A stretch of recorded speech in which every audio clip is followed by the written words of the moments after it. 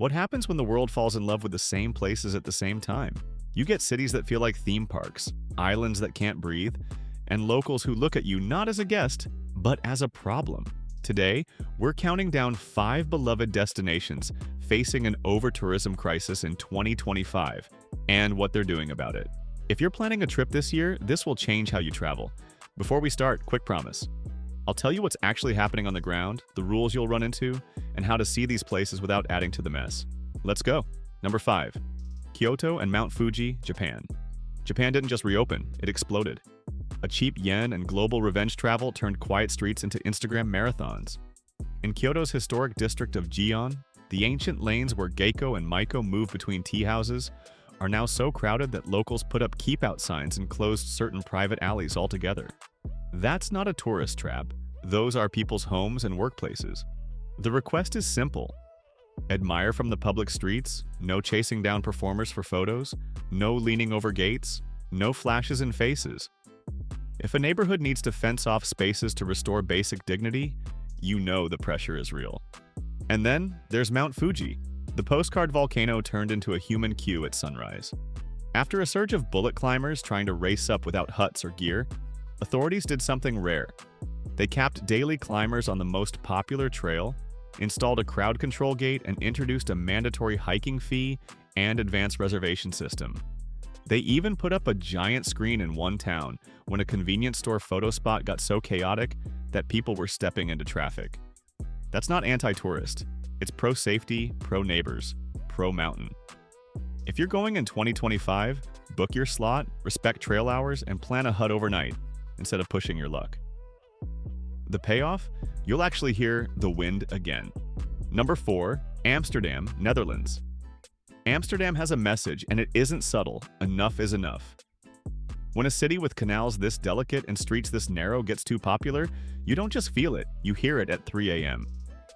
The fix isn't a single headline, it's a whole playbook. The city has banned new hotel construction unless an old one closes, bed counts don't rise, and the replacement is genuinely better for residents. There's a hard cap on tourist overnight stays and cruise ships. Huge floating neighborhoods are being phased down and pushed toward shore power so the air and the keys can breathe. Tour groups are kept smaller, red light voyeurism is actively discouraged, and the long-term vision is a city that's for living first and visiting second. If you're traveling, that means 2 things. 1, book early and expect fewer, pricier rooms inside the canal belt. There simply won't be infinite beds. 2, shift your habits. Go midweek, visit in shoulder months, and spend in the neighborhoods where your euros help actual residents.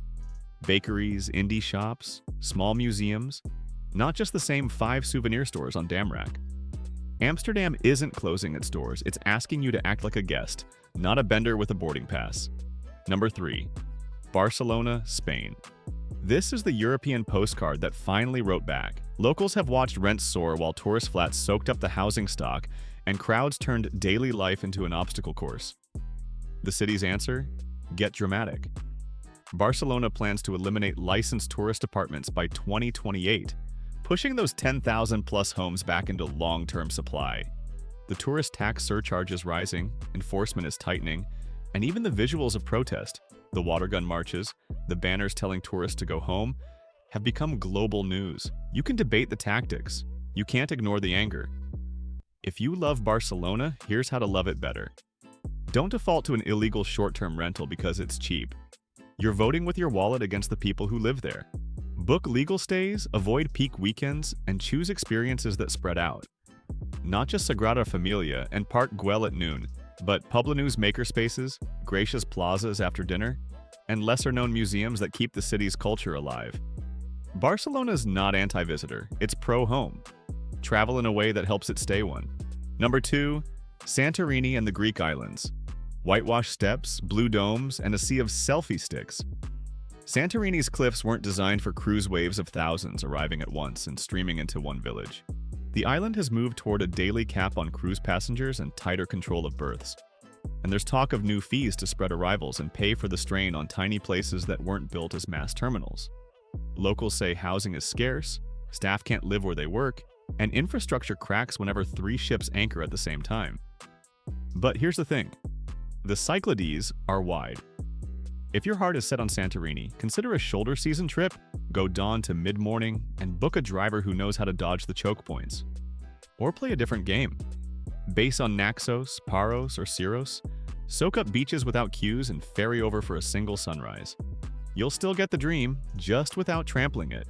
And if Mykonos is on your list, know that port policies are tightening there too.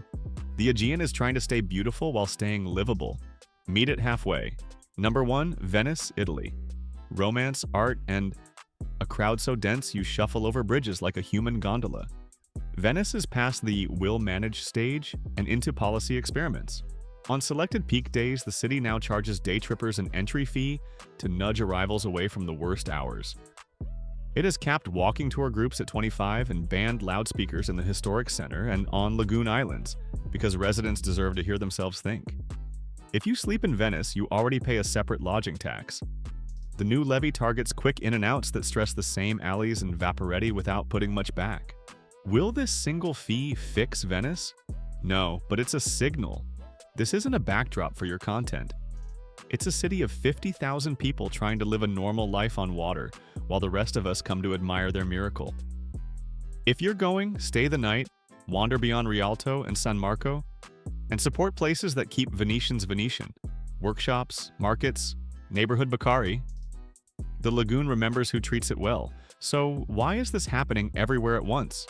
3 forces collide. First, cheap global movement, low-cost carriers, bundled deals, and social media maps that make every hidden lane a must-see. Second, limited space. Medieval streets, volcanic islands, and fragile ecosystems that can't scale like highways. Third, algorithms. The same 5 viewpoints serve to billions, guaranteeing lines where there never were any. Put those together and you get pressure, policies, and protests.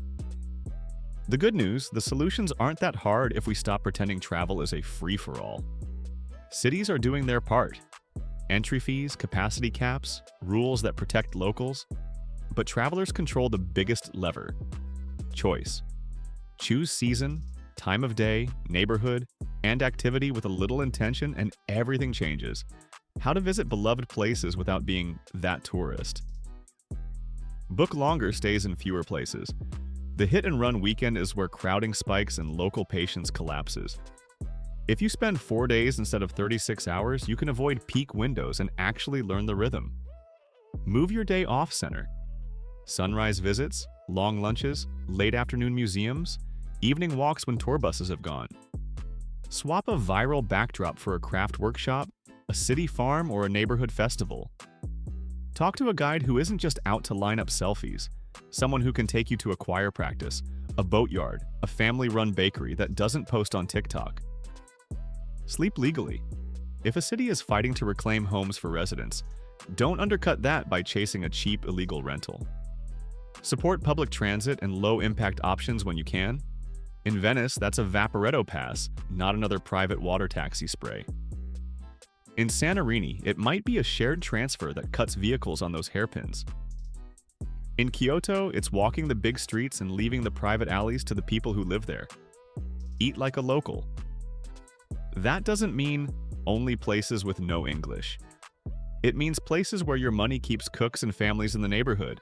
Markets, corner bars, weekday lunch spots. Leave room for silence. You don't need commentary at volume 11 in the middle of someone's home street. A little quiet is the cheapest courtesy. Quick matching guide before you book. If you want a Japan trip that feels human again, pick Kyoto with restraint and Fuji with reservations. If you want canal charm without the canal crush, let Amsterdam host you mid-week, in shoulder season, in a neighborhood where your spending matters. If you want Gaudi without the guilt, treat Barcelona like a city you might live in. Legal stay, slower pace, real neighborhoods. If you want that cycladic dream, make Santorini a sunrise cameo in a longer island story. If you want Renaissance magic, Venice will welcome you if you give it nights, not just hours. Travel isn't a right to take. It's a privilege to earn. In 2025, earning it looks like planning smarter, paying your share, and remembering that every must-see is somebody's home.